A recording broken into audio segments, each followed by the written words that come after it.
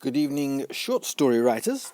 Last night we looked at the use of Edward de Bono's lateral thinking techniques to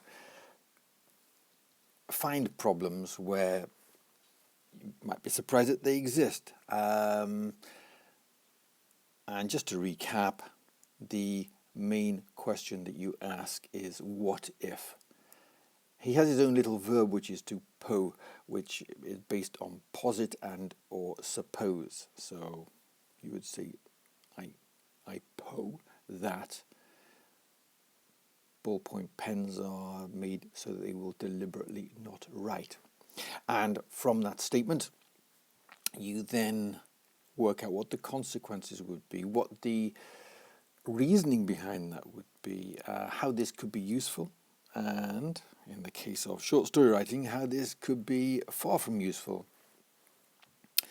And it's not quite so silly, actually. Now I just come to think about it, there is the concept of built-in obsolescence. So supposing you were deliberately sold a pen or any other item with a built-in life, guaranteed built-in life for the manufacturer of only 200 uses. That would mean that you have to go back and buy more, which would mean continuous supply of customers for them. So there's one possible use of it. That could be used in literary fiction, couldn't it? Okay, tonight we're going to look at another online source. That was just a recap of last night. And that is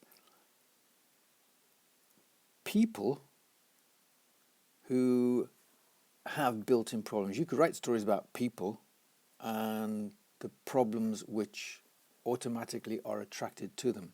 What do I mean by that?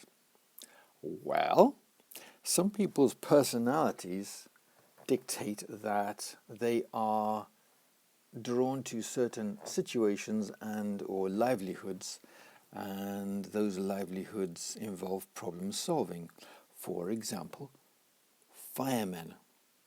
Okay, so this is a two-part lesson, again, maybe three parts, depending on whether I ramble on too much, but we will look tonight at occupations. You know a lot about occupations. You know about policemen, dentists, doctors, nurses, vets, builders. These are people who solve problems, and reporters. So by definition, they attend problems. And in those professions, there are stories. There are tons of stories. If you want an example, I don't know how internationally available this is, but there was a series called, it was based on the first book, It Should Not Happen to a Vet.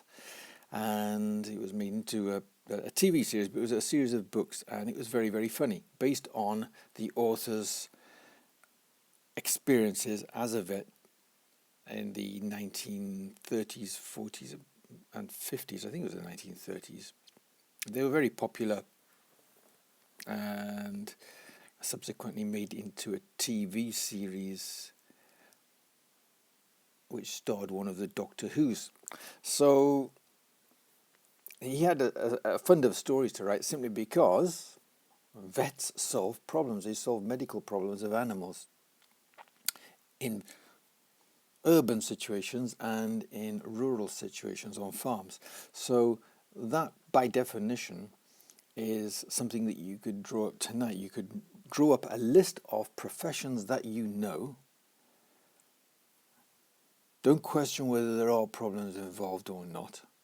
Just write them down. Shopkeeper, write it down. Priest, write it down. Newscaster, write it down. And then go through the ones where you can think of the obvious problems that they solve. And then ask yourself, what problems can I invent for this person to want to overcome? And remember, the problem is the story, and the end is the opposite of the problem. So they want the problem to go away using their expertise. But your job as a story writer is to make their life difficult, if not hell, and to throw some extra spanners in the works to stop them from achieving their desired outcome quite as easily. Okay, as usual, that's it for tonight. So as usual, if you found this useful, please like, consider subscribing if you haven't already, and all of that usual gumph that you hear at the end of YouTube videos. Okay, see you tomorrow, and get writing, because that's an easy one. Very, very easy. We all know professions. Librarian, what, and teachers. I better go before we get 5:43. I'm doing well tonight, and so therefore that means you haven't got to listen to me rambling on too much. So are you. Okay, bye for now.